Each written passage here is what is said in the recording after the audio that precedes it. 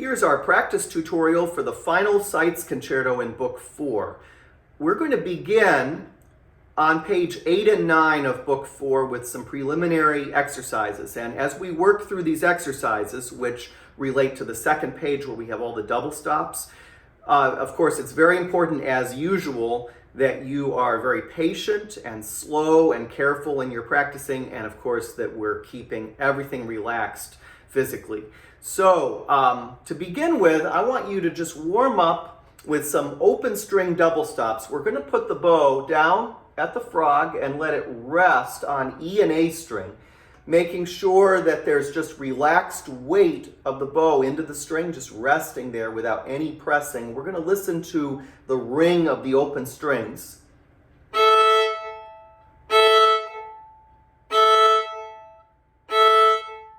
Now we're going to roll over to D string and A string, making sure the bow is equally on both strings, and we'll do the same thing.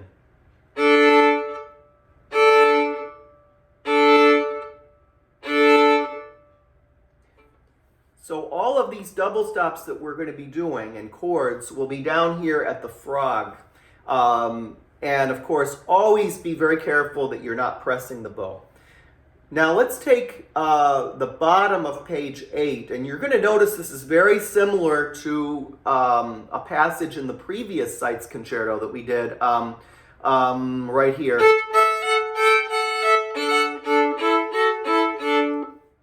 And what we can do is make sure elbow comes under. So the fingers are going to be really up on the tips so you're not touching any of the other strings with your finger. We'll put the bow down again on E string and A string, and let's just play what's written at the bottom of page 8. Open E,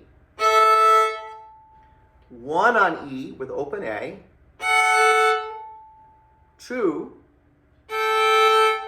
3, 4, 3, 2, 1. Open E and A. Now we're going to do the same thing over on the A and D string.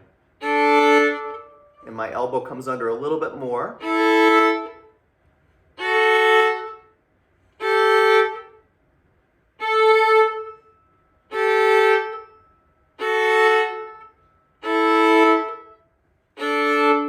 So very relaxed fingers and attention to relaxed weight of the hand and the arm. And anything that's not in tune, you can tune up this way by playing open A, open or 3 on the E string, and then together. So we can do that at any point along the way with any of these that are not matching the open strings. Okay, so now we're going to go to the second page. Here is where we're going to not only have one finger down with an open string, but we're going to have 2 fingers down, 1 on each string. And we have to make sure that, first of all, the first finger is in tune, and then the second finger gets tuned to that first finger. So if we look at page 9, we're going to start with the single notes that you see to the right. We're going to start with low 1 on the D string for D sharp. Keep the 1 down. Now we're going to put the 2 on the A string for C natural. Keep the 2 down. Now we're going to put the 3 on the E string. And now, keeping the 2 down, you're going to lift your first finger, put it on the A string for the B, then you lift the 2, and then come back. In this exercise, and you'll see how this relates on the second page of the Seitz, it's very important that you lift only the right fingers at the right time, and it's that first finger that we'll want to maybe lift a little bit early, but we want to make sure that doesn't happen. So again, one more time, the 1, the 2, the 3, and only now does the 1 lift and go to the A string for the B. Now let's play them together. So we can do it first this way, single, single, together, like this. This is what you see on to the right, the next measure.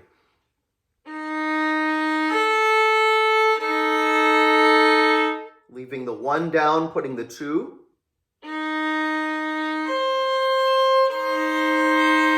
And again, I'm listening to make sure everything is 100% in tune. And if it's not, just relax your hand, and it probably will help.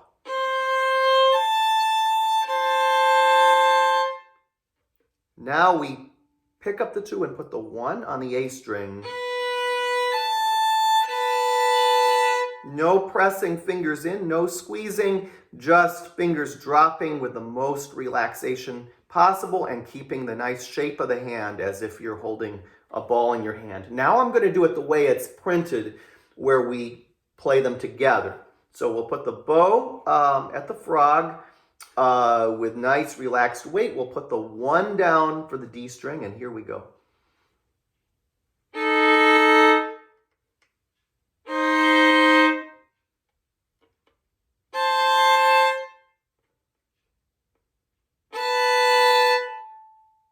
So the most important thing is to be in tune.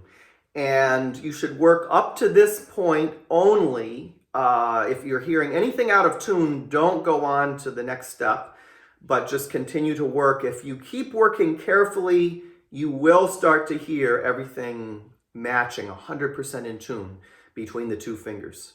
And of course, we want to visualize that distance also between fingers. Listening and feeling and thinking about that distance between fingers all the time. So now I'm going to put this into the little sample to the far left so you can hear how this sounds. I'm going to do this all with stopped bows. This is how it comes in the Seitz Concerto. So here we go.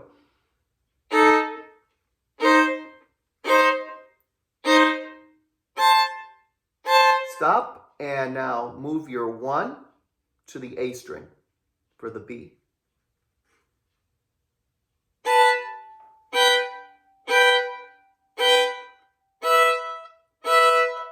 So we're getting used to which fingers stay down and which lift and when they lift. So all of that is very important, that order. Okay, we're going to go on now to the next example, which is going to be very similar idea. So we're going to start again to the right with the single notes, with the B, 1 on the A string, 3 on the A string, 3 stays down, and now we're going to come over with 3 still on the A string and put low 1 on the E string for F, the note F. And now that F slides up and becomes an F sharp. Now we're going to do it 2 and 2, listening to make sure everything is in tune.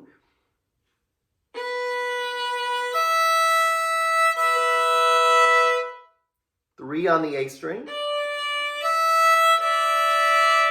low 1 on E string, 1 moves up, and now we're going to do it with stopped bows during the slurs, but this is how it is going to come in Seitz.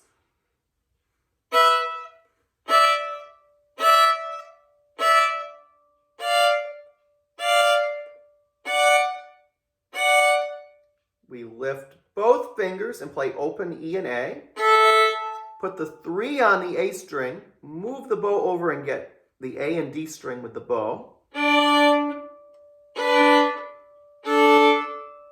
So preparation is very important. If you take enough time to prepare each step and you repeat that 10,000 times, it will become very seamless and easy. But the key is to not try to rush or to try to prepare too fast. Make sure you're going in the right order and getting everything exactly correct.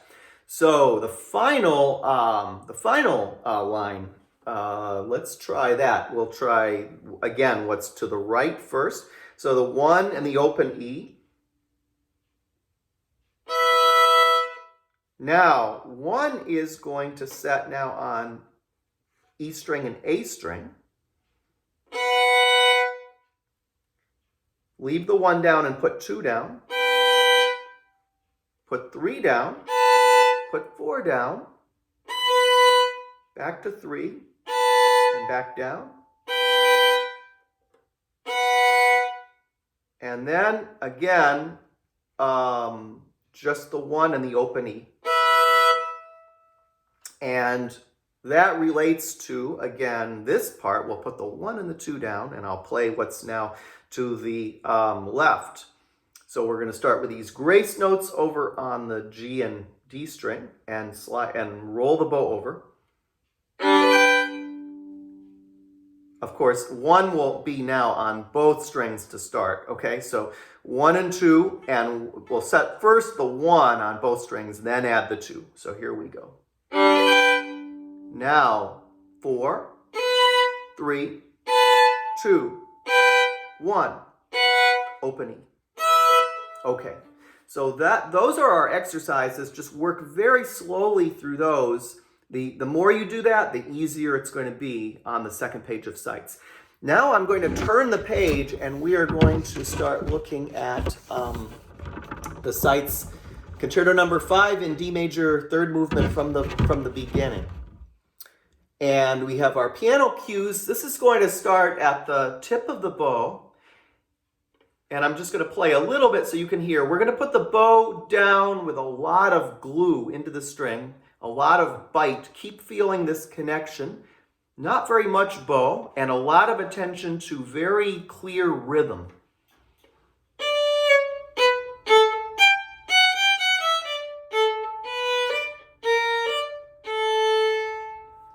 Notice in the third full measure that I play, you have these rests.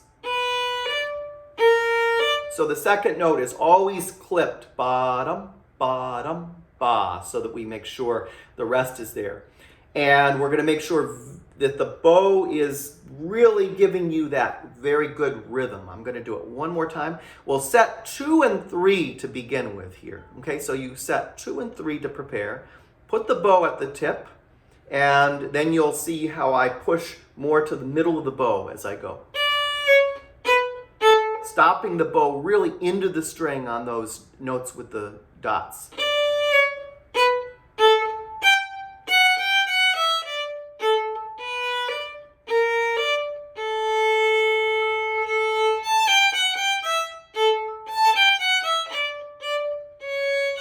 Stop, stop.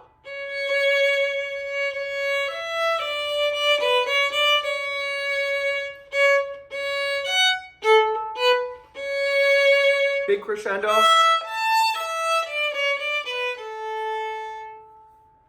I'm going to do that one more time.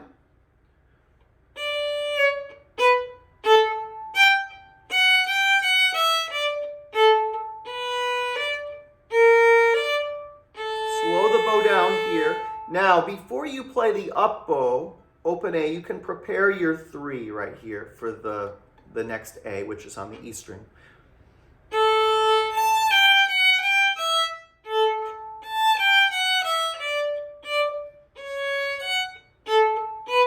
Slower down bow to sustain the bow.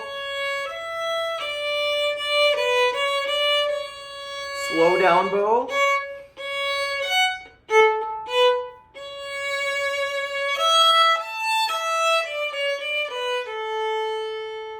I'm not taking any of these dots too literally on the 16th notes. You notice that at least right there at the end, this can be nice and smooth. All right, now going on, the piano plays, so we want to really count these rests very carefully and hear the piano part in your mind. And we're going to set the bow now down to the frog on the G string. And let's practice this very carefully with stopped bows for the string crossings.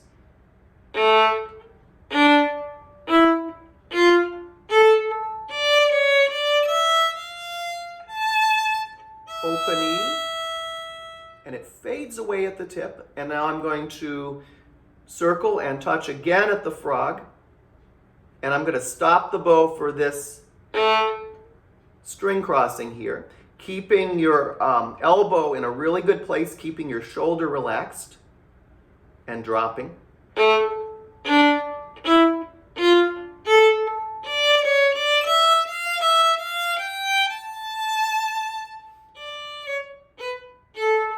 have a fermata.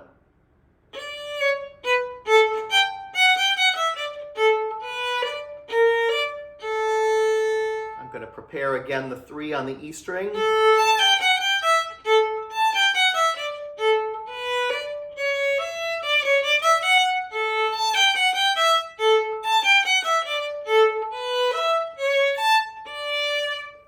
You see how I gradually used more and more bow as that line progressed as we got the crescendo.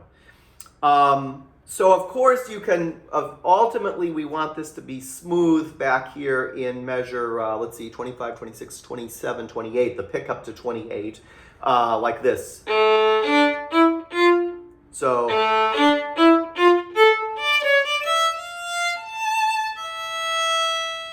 fading away.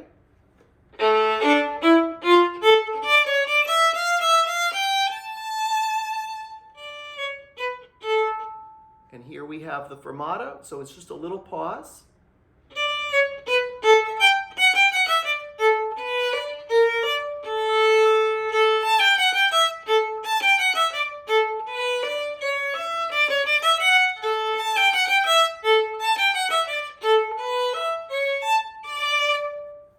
All right, so we get to the next section now.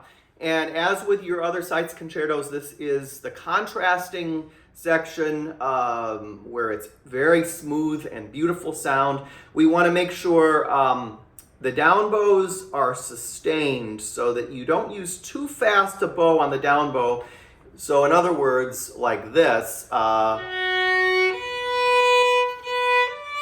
rather than too fast, which will fragment it. And we want to, of course, make, in general, not hear bow changes.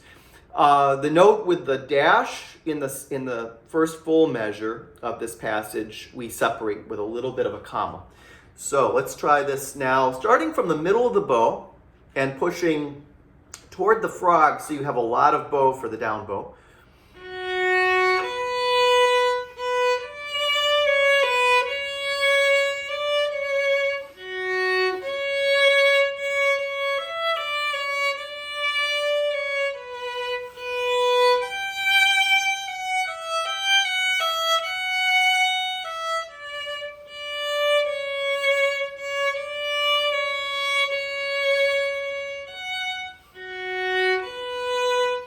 Now, upper half here.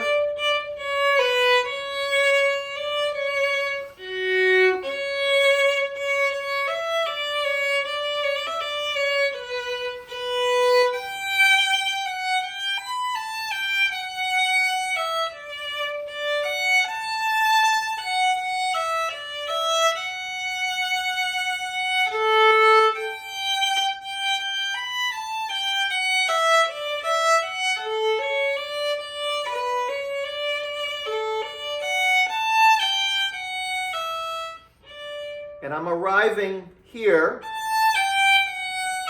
right about in the middle, so that's where I want to be for the next section.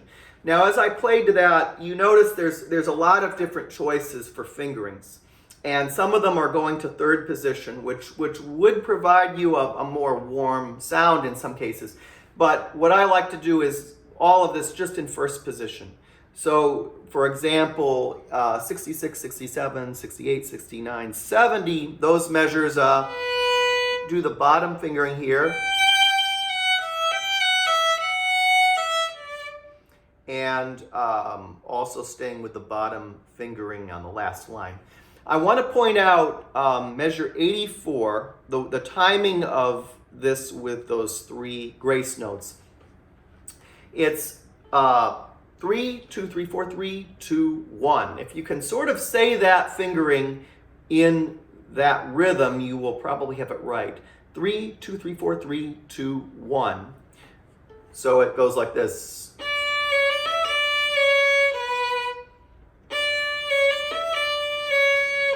So you want to play that and make sure that's just really well in time. Again, one more time. So again, here before it.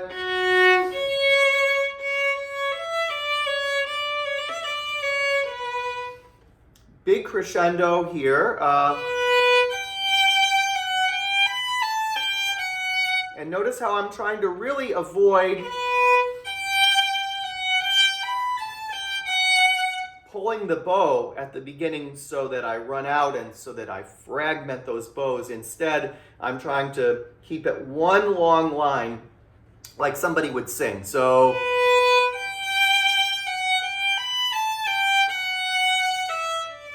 okay, so I'm going to skip now to measure 101. This passage will be consistently, the down bow will pull to the tip, and then we have these up bow 16th notes.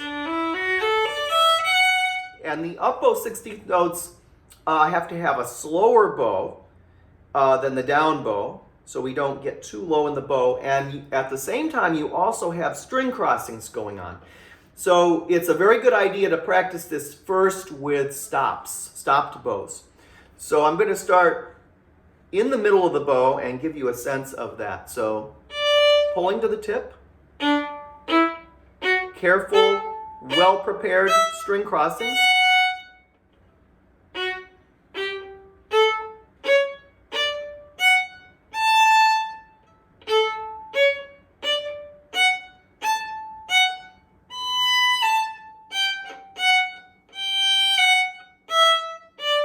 Pull, and then save bow.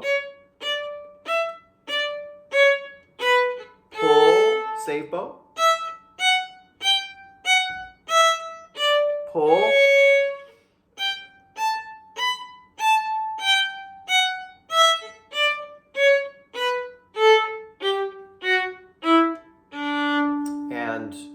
And then what follows is just exactly the same, except as an echo.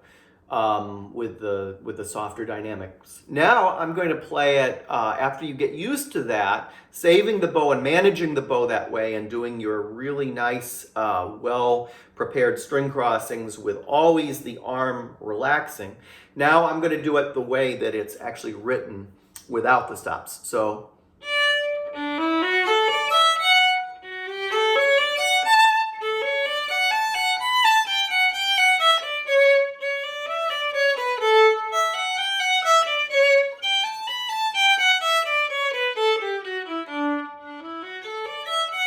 and so on. You might want to practice some circles on up bow circles this way, because that's what we have here, this feeling of this. So listen very carefully to make sure you're hearing clean string crossings when you take out those stops, even rhythm, and slow bow on the up bows will make it much easier. So pulling and then slow bow. Okay, now we're going to get to the part where we practiced initially on those first pages in book 4 with the double stops. We do this very slowly as you put it together. Do it at first stopping the bow on all the slurs. Make sure you are at the frog. So we're not going to go above the middle at all for this passage. And if you want, you might want to start just once or twice just playing only the melody like this.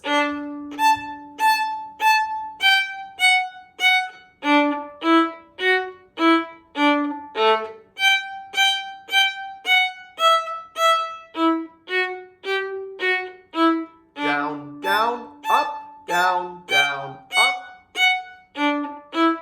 Okay, and so on. You get the idea with that. Just taking one problem to be solved at a time. And so if the bowing is tricky, just isolate that with the melody. If staying in the lower half is tricky, just isolate that with the melody. But now let's put it together with the double stops. So here we go.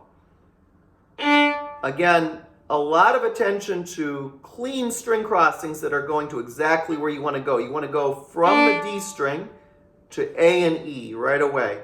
And if you really watch that, you can get right there evenly right away with the bow.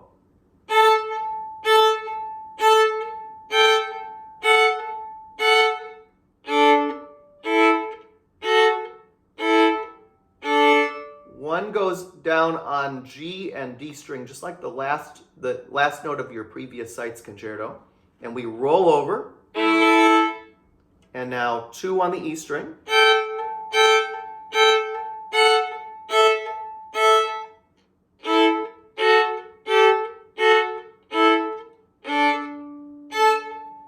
Again, I'm stopping the bow for the slurs for right now.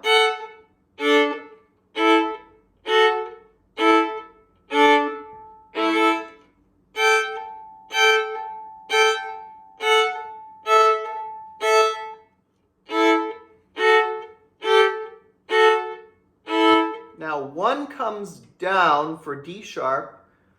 This is where we have to make sure the 1 is going to stay down long enough. So we have 1, set 2. 1 is still down. And now I'm going to lift the 1 and stop the bow here. Lift the 1 to prepare it on the A string.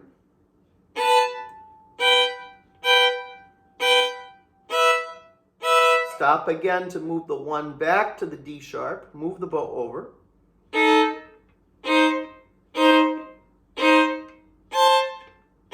Stop. Prepare the 1.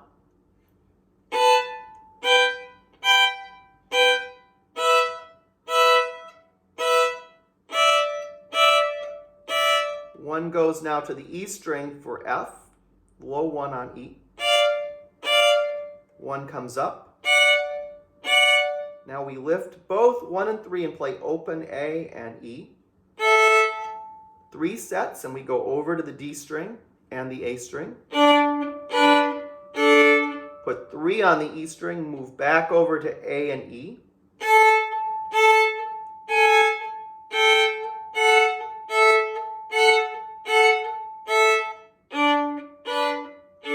Carefully prepare low 1 again on D string. Stop. Move your 1.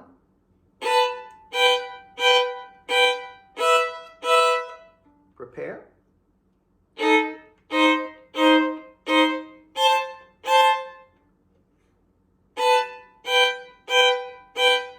Now here's where it changes.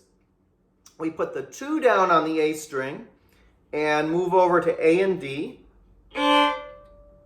Then 1 on E string for F sharp and move over to A and E string with the bow.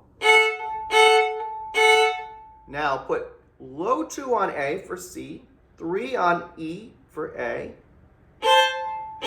and stop. And now you're going to put 1 and 2 on the A string, 1 on the A string, 2 on the E string, and roll the bow over for the grace notes. And now 1 on E string and A string.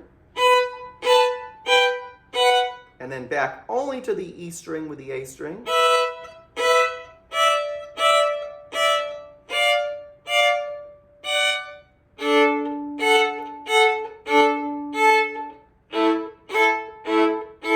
Now in that last, in measure 140, let me go through that one more time.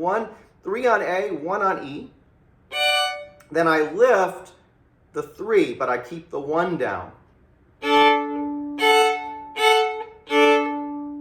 Let's do that measure again. So 1 on E, 3 on A.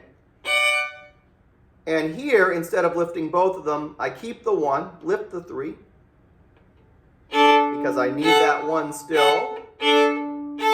1 comes over now on G and D string, and we have... Okay. So finger, bow, and then go becomes very important. It's very important that you just make the bow wait long enough to prepare fingers. And if I start again, I want to just go one more time to make something very clear here. let's start at 133.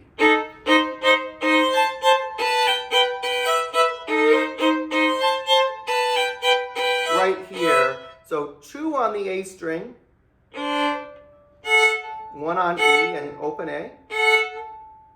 Now, let's make sure when we set the 1 here, 1 is going to go on both strings. This is where we want to make sure 1 is on E string and A string when it sets. So it's prepared for what comes up. And then the 2 goes on the E string, and then we roll over and play. And then when you lift the 2, you're prepared because the 1 is on both strings, okay? So that all relates to what we did slowly. And if it's difficult putting it together, just keep taking it slow, keep doing the repetition, and it will get there. I'm going to play now. I'm going to play through this as it sounds when we smooth it all out, when we don't do the stops.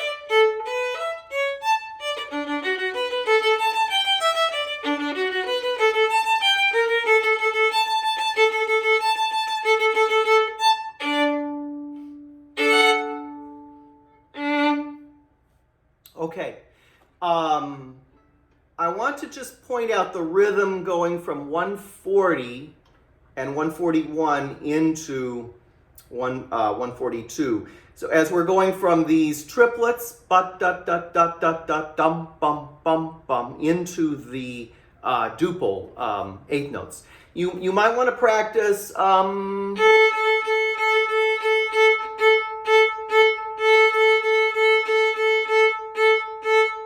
making that change, because it's very easy to not quite have it relate correctly. But if you really pay attention to that pulse, you can do it. So I'm going to go again.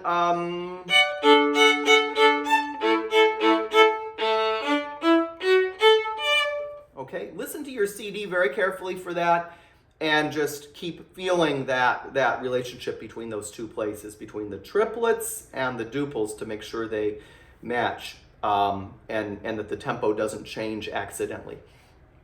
In the last line, 165, measure 165, all of that, the 3, make sure it stays down on the E string. And doesn't lift every time, because of course it can just stay right there. I also like to do this with a little feeling of a crescendo through all those repeated A's. So if we go again before that, and I also like to bring out this sort of line here, the sort of topography of the notes, the idea of it's like almost 2 violins playing here. And then the next voice comes in.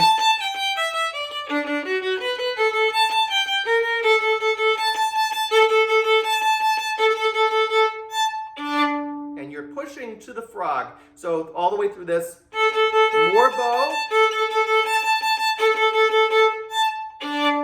And again, of course, always from the frog for the chords. Now here, the 2 is going to third position. We will go to third position here, and this simply makes it more powerful.